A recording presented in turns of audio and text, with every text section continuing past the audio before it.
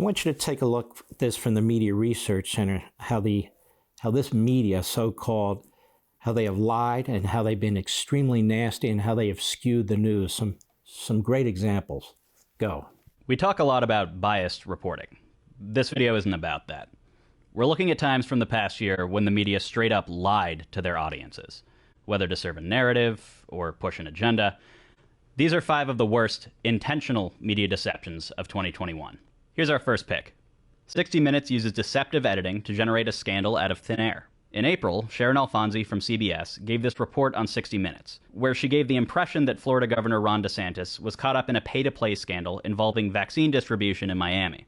Basically, she claimed that DeSantis was taking payoffs to approve certain retailers to distribute the vaccine, but not others. At one point, they ran this clip of her confronting the governor at a press conference, followed by this angry denial from him. The criticism is that it's pay to play, Governor. It's wrong. It's a fake narrative. I just disabused you of the narrative, and you don't care about the facts because obviously I laid it out for you in a way that is irrefutable. Well, and so it's clearly not. Except they completely cut out the first 2 minutes of his response to her, which included an avalanche of points that, if true, would disprove her pay-to-play theory.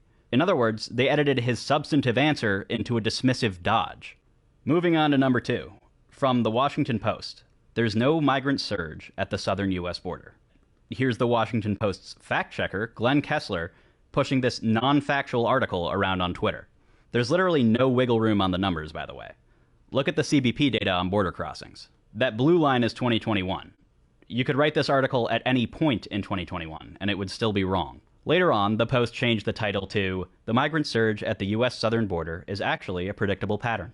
In other words, this article was supposed to be damage control for Biden. And hey, by the way, here's candidate Biden back in 2019 actually promising a surge at the border if he's elected.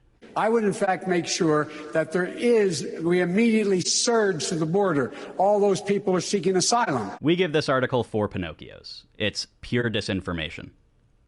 Number 3. CNN lies that Joe Rogan is taking medicine intended for livestock. Joe Rogan, popular podcaster, you've probably heard of him.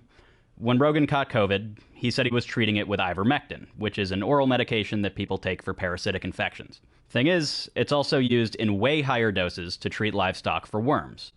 So CNN ran with this technicality and falsely claimed no less than 6 times that Rogan was trying to treat his coronavirus with a horse deworming agent. So, yeah, pretty dishonest. Here's where things get really twisted, though, because when the whole thing blew up, CNN's PR department gave this absolutely bonkers statement to the Washington Post. The only thing that CNN did wrong here was bruise the ego of a popular podcaster who pushed dangerous conspiracy theories and risked the lives of millions of people in doing so. So based on this statement, the people running CNN think it's okay to intentionally lie to audiences in service of a greater good. They admit to doing this, and they actually seem proud of it. I don't care what you think about Rogan or about ivermectin. You should still have a problem with CNN's behavior in this case. Moving on to number 4. NBC deceptively edits a 911 call prior to a police shooting.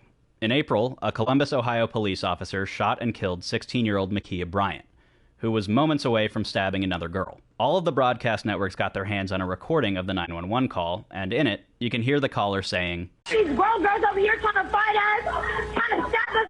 NBC cut that part of the call out of their report. And when it came to the attempted stabbing, they only reported it as something that the police were saying in defense of the officer. They wanted this to be a story about a racist police officer gone rogue, which, for those who have been living under a rock, is kind of a media favorite. Last up, and it's probably not a surprise, the absolute worst media lie from this year was critical race theory isn't taught in schools. The media were saying this over and over for months. This is so dishonest for so many reasons. There are mountains of evidence that kids are taught race ideology in public and private schools.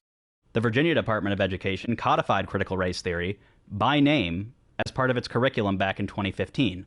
Up until critical race theory became a national issue, a lot of teachers' unions and other organizations explicitly endorsed it. They've since scrubbed those endorsements from their websites, by the way. School administrators from around the country have come forward and admitted that it's in the curriculum. Our curriculum is deeply using critical race theory, especially in social studies, but you'll find it in English language arts and the other disciplines. And a few minutes on Google will turn up videos of teachers bragging about how heavily they infuse their lessons with critical race theory. Meanwhile, the media are doing this. By the way, critical race theory is enormously useful. It's a graduate level construct. It's not taught in K through 12. Again, it is not being taught in grade schools. No one is teaching critical race theory K through 12. Just to be clear, can you just repeat it? It is a law school test. What is critical race theory? There's no evidence it's been taught in public schools. It is not taught in any Virginia high school. It's not taught in public schools. This is sinister. We're past lying at this point. This is the media forming a united front to straight up gaslight parents about what their own kids are learning. That about covers it. This isn't a comprehensive list, but we think that these are some of the worst lies that we've heard this past year from the media. Remember to diversify your sources of news. And it never hurts to do your own research. No, it never does. And to watch LevinTV and the BlazeTV network. Want to see more? Sign up for LevinTV.